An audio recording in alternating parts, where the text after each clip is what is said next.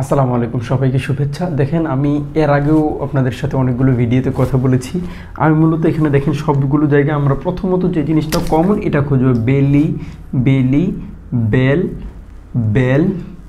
এই জায়গাটাতে মূলত আমরা কমন পাচ্ছি সব জায়গায় একটা জিনিস, এটাকে আমরা বলছি মাদ্দা কিংবা রুট ওয়ার্ড কিংবা বাংলা ব্যাকরণ অনুযায়ী ধাতু। এখন বেল পাইলে মূলত আমরা যে জিনিসটা বুঝবো ওয়ার্ড অর্থ দেয়। কেমন, কিভাবে ওয়ার্ড অর্থ দেয় দেখেন, আমরা বলেছিলাম এনটি লিখতে গিয়ে এনটি বানানটা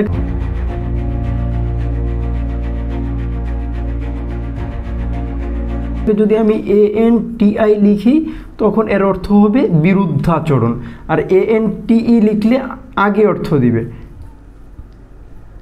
তার মানে আগে মানে এটার যদি ওয়ার্ড হয় তাহলে এন্টি বেলাম মানে হলো যুদ্ধের আগের অবস্থা। এই অবস্থাটা বর্ণনা করতে গিয়ে আমরা মূলত কথা বলেছিলাম মার্কিন যুক্তরাষ্ট্রের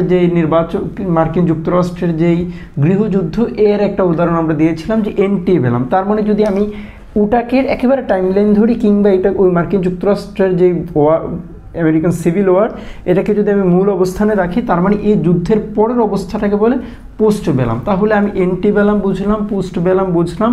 তার মানে এখন কথা হলো বেলিকোজ। তার মানে বেলিকোজ মানে যুদ্ধবাজ অর্থ দিচ্ছে। বেলিজারেন্ট যুদ্ধবাজ, মানে যুদ্ধের যে সময়টা বেলিজারেন্স। দেখেন এখানে ENT এনেছি, এখানেও ENCE এনেছি, ENCUI এনেছি।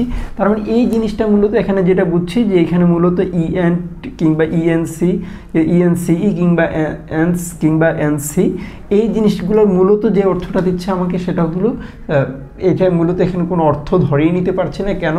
কারণ এটা মূলত সাফিক্স। সাধারণত সাফিক্সের কোনো অর্থ হয় না, ঠিক তেমনি প্রিফিক্সেরও অর্থ হয় না। ঠিক বাংলা আমরা উপসর্গের ক্ষেত্রে পড়েছি, উপসর্গের অর্থবাচকতা নেই কিন্তু অর্থদ্যোতকতা আছে। ঠিক তেমনি বেলিজারেন্ট, তার মানে এই বেলিজারেন্ট শব্দটি বেল যেহেতু আছে, বেলিজারেন্ট তার মানে যুদ্ধমান অবস্থায়। বেলিজারেন্স একই, যুদ্ধমান অবস্থা, বেলিজারেন্সে যুদ্ধমান অবস্থা।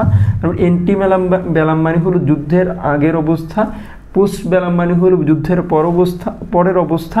এখন রিবেল পাচ্ছি এখানে মূলত এল একটা থাকুক দুইটা থাকুক, এটা আমরা সময়ের প্রেক্ষিতে বুঝে নিব।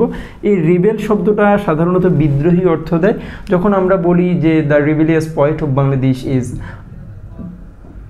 কাজী Nazrul Islam, that means rebellious মানে বিদ্রোহী।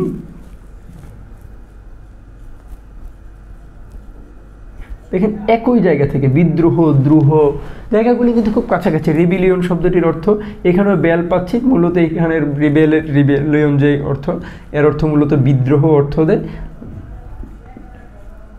দেখেন একটা হলো বিদ্রোহ, আরেকটা হলো বিদ্রোহী। তার মানে রিবিলিয়াস মানে বিদ্রোহী একটা মুভমেন্ট বোঝাচ্ছে। রিবিলিয়াস এই জিনিসটা সাধারণত আমরা বুঝলে যদি আমরা এইভাবে বলি তাহলে বলা যায় যে শব্দটা অ্যাডজেক্টিভ, রিবেল বিদ্রোহ, রিবিলিয়ন বিদ্রোহ, রিবিলিয়াস বিদ্রোহী।